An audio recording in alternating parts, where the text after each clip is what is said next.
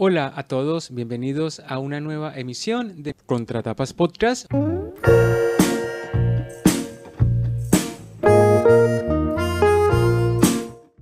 espacio en el que hablamos de libros, de historias, en donde también comentamos cuestiones de literatura en general. Mi nombre es Yamit Zuluaga y me acompaña Florencia Puddington. Hola, Yam. ¿Cómo estás, Flor? Bien.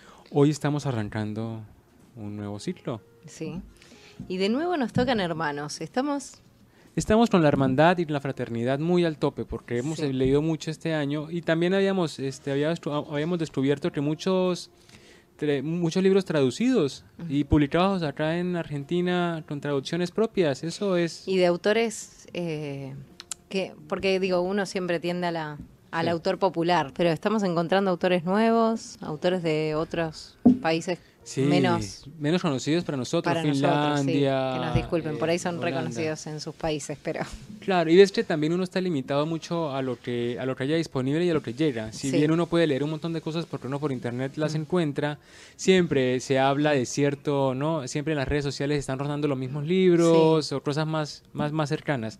Hoy tenemos el caso de Camilo Sánchez, que es un autor argentino con el que inauguramos nuestro ciclo de hermandad o de hermanos, será, ¿no? Sería libros en los que se muestre alguna relación de hermanos, así que empezamos con este libro. Flor, tú me lo recomendaste a mí ya hace un tiempo, en realidad tú no, tu mamá, a quien le agradezco porque hace meses me lo dijo y no lo había podido leer.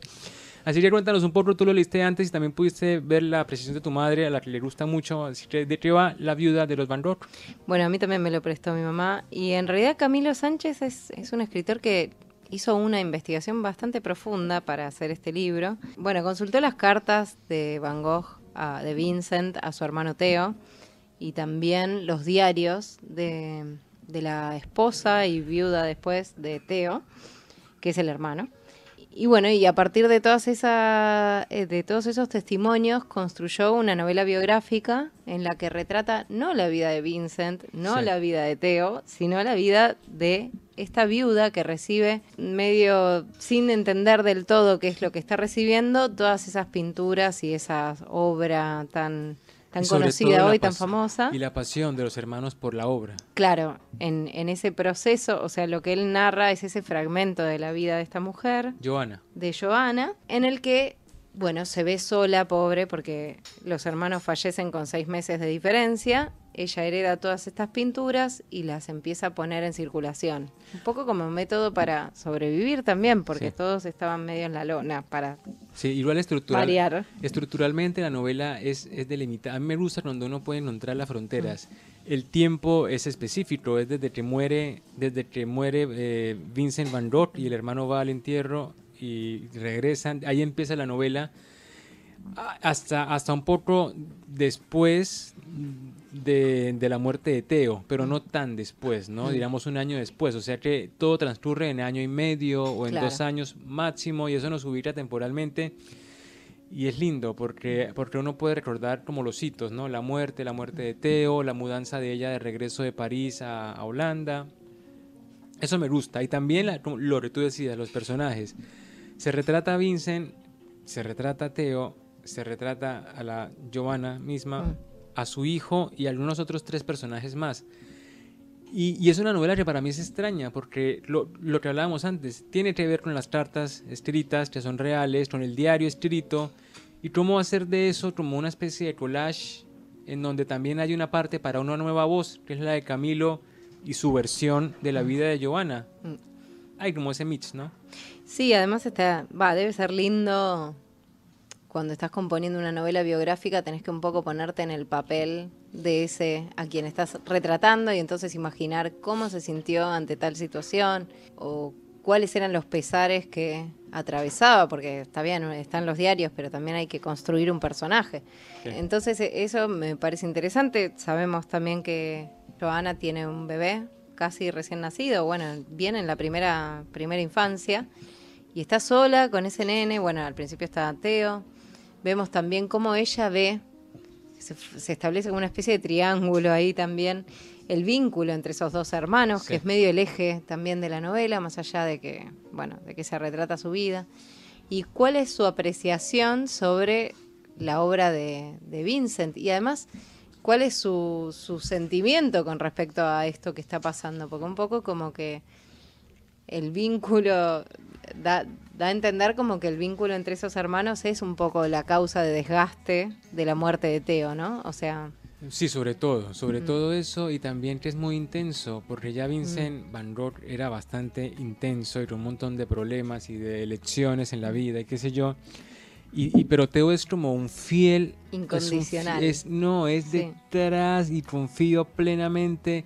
Un poco es como si, también lo dice en la novela, como si Vincent lo direccionara, ¿no? Un poco lo manipulara desde su posición de hermano mayor y lo felicitaba cuando debía felicitarlo y cuando no, y le metía sutilmente, che, mándame lo de la mensualidad en las cartas, que también estaban muy bien escritas, y está bueno porque Giovanna aprende a amar la obra de Van Gogh gracias a Theo, porque a Vincent lo ve 4 veces en su vida, entonces es como la pasión de un segundo, porque el autor o el pintor es Vincent, pero Theo está tan enamorado de Vincent y su obra que hace que Giovanna termine enamorada de Theo y de Vincent y su obra. O sea, hay como una cuestión. Es como si esta cuestión del arte, cuando es tan potente, se llevara todo por delante, incluso a sus mismos protagonistas. Bueno, ¿y te parece que leamos un poquito? Eso, arranquemos entonces con el principio de La viuda de los Van Gogh, de Camilo Sánchez, aquí en Contratapas Podcast.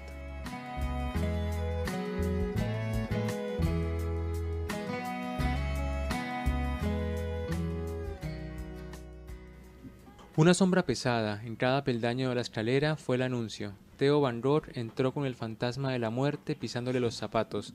Giovanna lo miró. En 3 días había envejecido 10 años. Casi no reparó en su esposa y apenas se saludó al niño. Con una parsimonia extrema, colocó bajo la cama los últimos trabajos de su hermano, una serie de rollos con lienzos de pintura aún reciente. Después, en el baúl de roble de las cartas, dejó una última que Vincent Van Gogh tenía entre sus ropas cuando se pegó el balazo y se acostó a dormir. El traqueteo de las patas de los caballos sobre el empedrado empuja a Giovanna Van Gogh Bonder a sus papeles. Pero, hasta que llega a las palabras, antes deja ordenada su casa. Ese pequeño universo cada vez más incierto. Sobre una mesa de madera de almendros, en el 4º piso de la calle Pigalle número 8 de Montmartre, comienza a desdibujarse la música de la ciudad despierta. Y así como avanza la noche, ella no logra vislumbrar el color de lo que se avecina.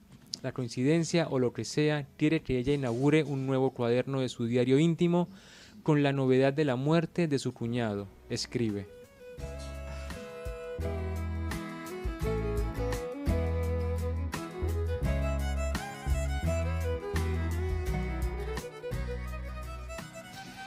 Bueno, a mí me parece que estilísticamente hay un elemento recurrente en esta obra, en lo que Camilo Sánchez nos regala acá con este libro, que tiene que ver con tratar de encontrar un efecto narrativo que sea similar a el efecto visual de la obra de Van Gogh. Okay. Y eso a mí me pareció muy lindo y muy particular, muy personal, que si estoy hablando de un pintor, entonces tengo que traducir ese lenguaje pictórico a las palabras, ¿no? Entonces hay muchas referencias a las luces y sombras, a los colores, a lo largo de la narración, ¿no? Y ahí eso me hizo pensar, o sea, me hizo googlear un poquito cómo funcionaba el postimpresionismo, que es como el marco en el que escribe Van Gogh, o la inclinación estilística que prefería este pintor.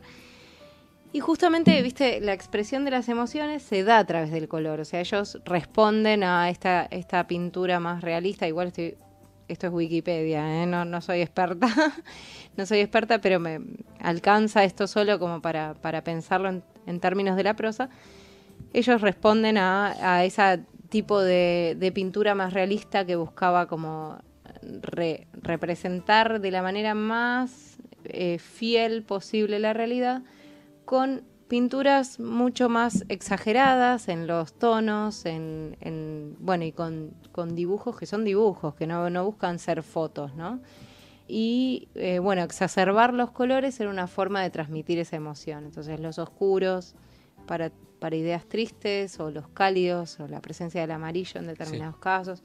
Bueno, me pareció muy lindo eso. Fíjate que arranca diciendo que una sombra le anticipa que Theo está mal, está enfermo, ¿no?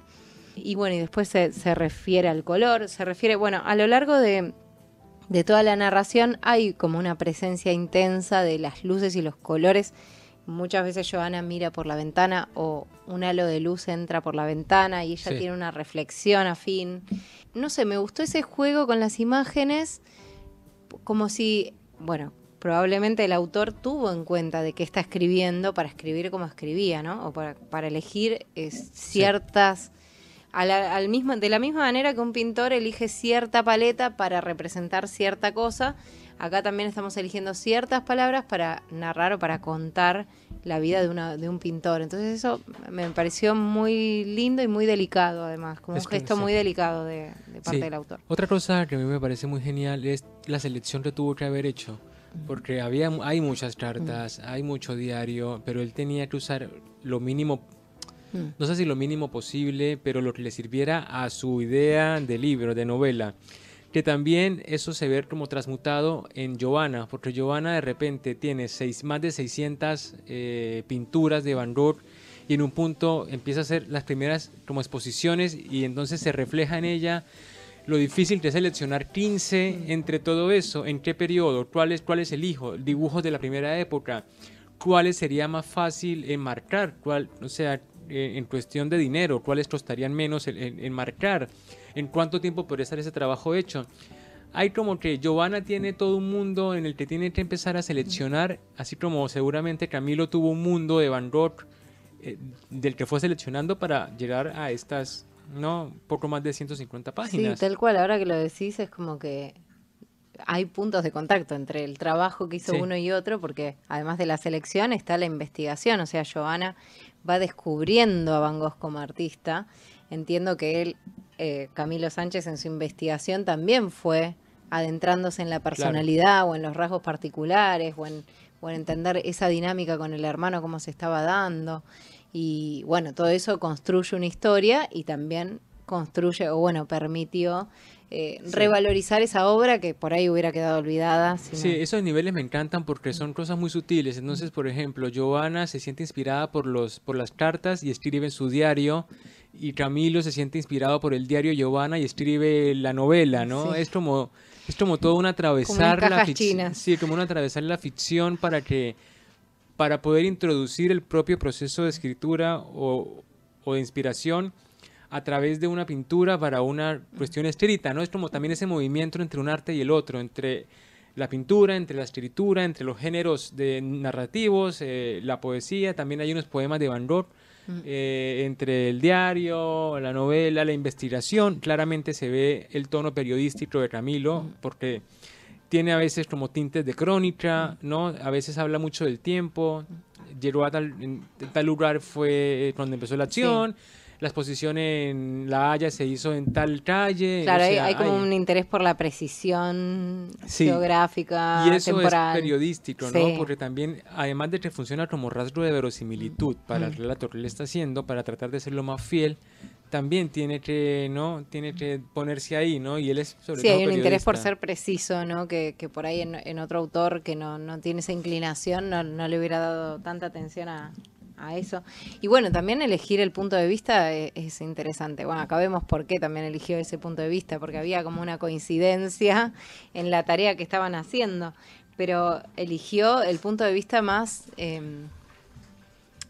¿cómo decir? Es una mujer que está justo en el lugar más periférico imposible, ¿no? Porque no es la artista, es mujer, es pobre, no tiene nociones de arte tampoco, ¿no? Está como excluida de ese entorno. En realidad es algo como que ella tiene que empezar a mover o a buscar sin...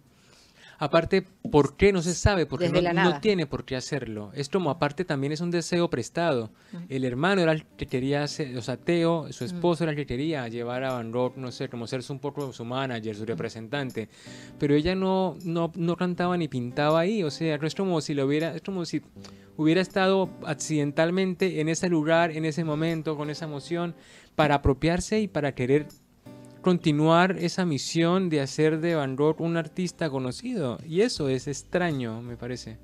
Y es también lo que le da el punto también interesante a su actividad, porque es justamente, no es ni el artista ni su representante los que lo construyeron como, o sea, es quien lo construye como artista finalmente, ¿no? Sí, sí, Porque sí, sí. hoy todos hablamos de Van Gogh porque, bueno, hubo una mujer que tuvo las ganas de hacer circular su obra, Sí. aunque no podemos dejar de decir que también había un interés económico seguramente, porque ella estaba muy en la lona y bueno, tenía todas estas pinturas, a ver si les puedo sacar un mango, aunque sea, ¿no? Y es una apuesta, porque capaz no le sacaba un mango y Sí. había que transportar y llevar y traer, ¿no? Invertir. Es como un poco también, es como una especie de homenaje a una figura oculta que acá toma relevancia porque se cuenta, aparte se cuenta en tercera persona, pero en presente, y eso genera cierto impacto. Uno está ahí con Giovanna, ¿no? Y aparte tiene también ese carácter de pronto muy de los nórdicos o cierta parte de Europa. Ella es pausada, ella es reflexiva, ella toma decisiones, pero no llega como Con cierta frialdad, ¿no? no se muestra cierto grado de desesperación o de ¿qué va a pasar ahora? Dios, ayúdanos, por favor, aleluya, que alguien responda. No, ella va tomando cada paso muy pensado y sabiendo que por ahí puede ser, ¿no? Y con mucha paciencia, tanto así que termina como en una casa que está abandonada, que ella como un poco remonta y la hace un hostal y cuelga todos los cuadros por todas partes. Incluso ahí, hasta para llegar ahí tiene que esperar, ¿no? Estar con los padres y espera hasta no entrar a la casa, espera hasta saber en dónde tiene que ser la siguiente exposición. Eso es lindo porque sí parece como si fuese algo muy, muy, muy cercano a una mujer con esta responsabilidad en el siglo XIX. Me parece que ahí funciona un montón. Sí, y volviendo también estilísticamente es interesante el interés por los detalles, ¿no? Que hay mucho de los sentidos en la narración y de imaginar qué estaría escuchando en esa ciudad de los años 20, 30. El galope de los caballos en la calle, cierto griterío, la humedad de la casa, la frialdad de la casa. Ella además está atravesando un posparto prácticamente, porque cuando empiezas, ¿no? Después ya no. Con un bebé chiquito, entonces los dolores físicos o el atravesar toda esa situación que es muy movilizante, y está todo traducido en esos pequeños detalles y en esas referencias. Y trasladado todo lo emocional a por ahí imágenes o referencias de color y de sombras y de luces, como decíamos antes, que hacen que tengamos una idea como mucho más como de un personaje muy entero, ¿no? Que nunca se quiebra, nunca dice como ¡ay, no soporto esta pobreza! Es como claro, no, pero aparte la pobreza sería lo de menos. Imagínate uno enterarse de que toda la familia de la pareja, o sea, o del marido, tiene como un historial psiquiátrico importante, ¿no? También es en que me metí. Y creo que ahí se hace también un juego, ¿no? Ella es como la sensata y la cuerda de todos, porque hasta el esposo se muere de pena a los 6 meses de que... Es un poco fuerte, ¿no? Y también tiene como esta necesidad como de reivindicar, ¿no? O sea, el chabón está haciendo un homenaje y o sea, está atravesando una admiración por Van Gogh y por todos, ¿no? Por cada uno de los personajes, porque de ninguno habla casi mal, excepto de la madre de Van Gogh medio, y eso porque, bueno, un poco también Van Gogh no tenía una buena relación. Un poco para explicar también. Hay una parte muy linda en donde ella encuentra una carta, porque entonces Van Gogh fue criticado en la familia por estar con esta chica 100 que parecía que era una prostituta con un hijo, ¿no? Entonces ahí es donde yo veo más el tono esto de querer decir que está bien la versión que llega o el chisme que escuchamos, pero que atrás seguramente hay algo, ¿no? Hay algo más. Y dice así: Giovanna percibe que cada proyecto del cuadro es un poema. Por la noche encuentran las cartas de la defensa de Van Gogh por su amor con 100. Giovanna conocía esa historia que se contaba con cierta vergüenza en las sobremesas familiares. El escándalo de Van Gogh eligiendo una prostituta para convivir y sus consecuencias, el padre queriendo desheredarlo y el pintor peleado con sus hermanas. Entonces hasta Teo retiró por un tiempo su brazo tendido hacia el descarriado de la familia. Con las cartas en su poder, recién ahora Giovanna se entera de ciertos detalles que revelan la intimidad de esta trama amorosa y clandestina. Van Gogh le pagaba a 100 unas monedas para que posara como modelo en sus dibujos. Un día, sin ser convocada, ella apareció en el humilde taller de Van Gogh y el pintor le pidió que se fuera porque no tenía dinero para contratarla. No vine a posar, vine a traerte esto, dijo 100 esa noche. Era una porción de habas y de papas para Van Gogh. Ella sabía que el pintor no tenía nada para comer. Fue entonces, Cien está enferma, con una niña pequeña y un embarazo sin dueño, cuando Van Gogh le ofreció un espacio en su cuarto alquilado. Y esta preocupación por explicar, por ejemplo, eso, de que el chavo no era un descualquiera, sino que había una razón, y una razón Pura. justa, también hace que Van Gogh, o sea, el que lea este libro y no conoce nada de Van Gogh y solamente conoce lo que llega la cuestión de la oreja y que estaba un poquito loco, acá encuentra como otro universo más profundo y que le hace más justicia en todo caso. Sí, sí, totalmente. Bueno, es un libro muy, muy, muy lindo, con mucha libertad expresiva, con un interés igual de restringirse o de limitarse a las... No de limitarse, sino de ajustarse a la realidad en lo posible y después construir un mundo a partir de eso. Sí. Además nunca nos había tocado algo biográfico. Bueno, sí, las autobiografías, pero no Claro. algo así de retratar, me parece Un personaje de la vida como en estos 4 años más real. Sí, me parece que no Y tuvimos. también algo interesante es que Camilo encuentra también entre todas esas elecciones que tuvo que haber hecho, elige al personaje de Will, de Wilhelmina, la hermana, pero desde su faceta feminista, ¿no? Porque habla que ella está involucrada y quiere escribir y quiere... Ella era, contá bien quién era. Wilhelmina, la hermana de Vincent Van Gogh, Claro. y la hermana de Theo, claro. Que medio, porque toda la demás familia es muy distante, no vienen, no les importa un carajo, las pinturas nada, por ahí habían cuadros en Plaza de Madre que desaparecen, y entonces Wilhelmina sí que viene y va, y se engancha mucho con Giovanna, se crea una relación como de complicidad. Giovanna también es un reflejo de un prototipo de feminismo, ¿no? Hacer un hostal sola, vivir sola con su hijo, mantenerse. Wilhelmina está también por esos pasos y enganchan un montón, y hay como una parte en donde se explica a Wilhelmina qué está haciendo y cómo ayuda a Giovanna de manera genuina. Se crean noches hablando por ejemplo, en un punto que uno dice, bueno, pero esto es diciente, ¿no? Entonces que ella quiere, que no ve muy lejos el sufragio femenino, por ejemplo, estando a finales del siglo XIX. Y entonces esa lección es esto, ¿no? Es por qué Camilo nos mete a un personaje y habla de su feminismo, y por qué es importante, y porque también reivindica a Wilhelmina. Al final también termina en un psiquiátrico, qué sé yo, la pobre Will. Pero creo que intenta sacar lo mejor de una familia que no puede dejar de causar admiración, y es particular el trabajo que hace, ¿no? Es como... Se nota mucho el amor que le tiene o a la obra, o al personaje, o algo le pasó en la vida, porque acá... uno se enamora y uno quiere irse a ver la casa donde vivió Will con todos los cuadros de Vincent, ¿no? Sí, es esta cosa de también desempolvar cosas que han quedado ocultas o que se han perdido en la historia y bueno, como decías vos, que no quede nada más en el mito de ay, se cortó la oreja porque estaba loco, qué sé yo, y poder mostrar la profundidad de los personajes y la complejidad de cualquier persona, ¿no? Sí. Incluso, o sea, personas que han sido siempre marginales o marginados, como las prostitutas, como construir a partir de esos personajes que siempre son los marginales, los que menos atención requieren, bueno, construir una psiquis como más profunda y más compleja de lo que estamos acostumbrados a ver.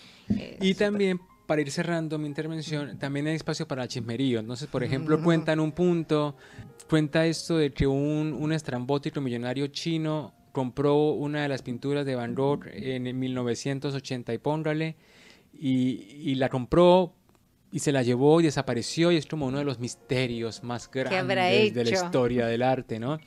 Entonces también tiene esta cuestión que para mí es periodística, que te va mandando data real, que después uno puede, en una conversación normal, si acaso trae Van Gogh, decir un montón de cosas. Con respecto a Van Gogh, yo puedo decir... Ustedes sabían que Van Gogh y el hermano Theo... Claro, es ese tipo, ¿no? Es como un pequeño resumen muy lindamente escrito y muy florido y muy explicativo. También sobre teoría de la pintura, que ya lo hablamos hace un rato. Y bueno, es acercarse a Van Gogh. Y justo este año, bueno, ahora hay como rondando esta cuestión de la muestra, ¿no? gigantografía o reflexiones de Van Gogh en todas partes. Así que bueno, justo nos cayó para el mismo año para en el justo, que tal cual. pasa por acá Van Gogh también en Buenos Aires. Así que bueno, creo que es una muy buena recomendación de hermanos y de hermandad y de relaciones entre hermanos también. No imitable, porque que un hermano se muera, el otro se muera. No, tratemos de no. Así que a tu mamá muchas gracias, Flor, por habernos recomendado esta maravillosa obra. También a ti por acompañarme y bueno, a todos ustedes muchas gracias por escucharnos. Arrancamos este año con toda, venimos con más libros, más sorteos, más invitados. Y no se olviden Instagram, Facebook, Spotify, YouTube, iVoox, iTunes, por donde nos encuentren, Nos Tapas Podcast. Y Flor, hasta la próxima. Hasta la próxima, nos vemos.